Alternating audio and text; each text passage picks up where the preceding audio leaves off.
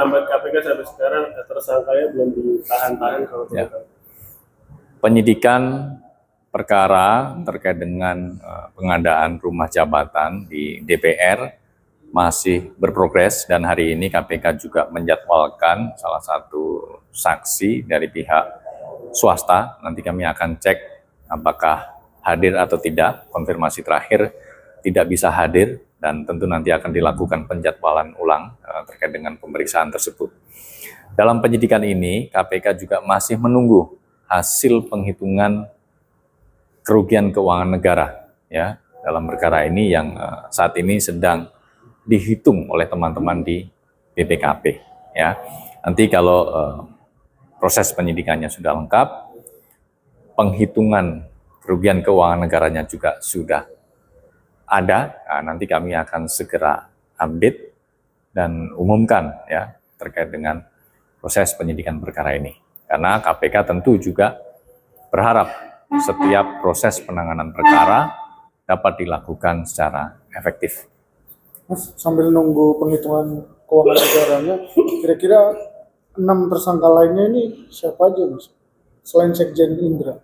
Ya, pihak-pihak yang ditetapkan sebagai tersangka nanti kami akan umumkan pada waktunya sebagai bentuk transparansi kinerja KPK, khususnya terkait dengan penanganan perkara.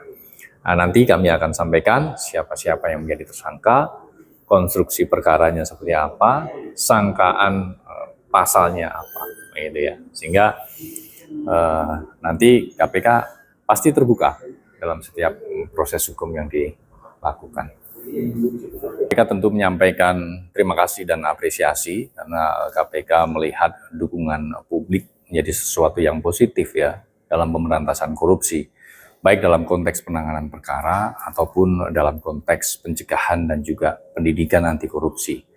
Dalam penanganan perkara misalnya, banyak perkara yang bermula dari laporan aduan masyarakat. Dalam prosesnya juga beberapa perkara juga kemudian di feeding informasi-informasi tambahan sebagai pengayaan dalam proses penanganan perkara di KPK. Yang kedua, terkait dengan pencegahan. Publik juga punya peran penting sebagai watchdog, sebagai pengawas dalam praktik-praktik birokrasi ataupun dalam konteks pelaksanaan pembangunan, baik di pusat maupun di daerah, termasuk juga dalam konteks pendidikan anti korupsi.